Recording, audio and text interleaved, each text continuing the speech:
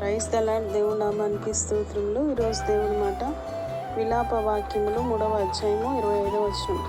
తన్ను ఆశ్రయించు వారి ఎడల యెహోవా దయాళుడు, తన్ను వెదుకు వారి ఎడల ఆయన దయచూపును. ఆమేన్. ప్రార్థన. పరిశుద్ధుడైన మా తండ్రి, మీరు ఇచ్చిన ఈ శుభదినాన్ని బట్టి స్తోత్రములు నాయన. ఎందరైతే మిమ్మల్ని నాయన అయా ఆశ్రయిస్తారో వారి ఏడల నాయన మీరు దయచూపు దేవుడనని సెలవిచ్చున్నాం. అయా మిమ్మల్ని వెదుకు వారి ఎడల మీరు దయచూపు దేవుడు తండ్రి.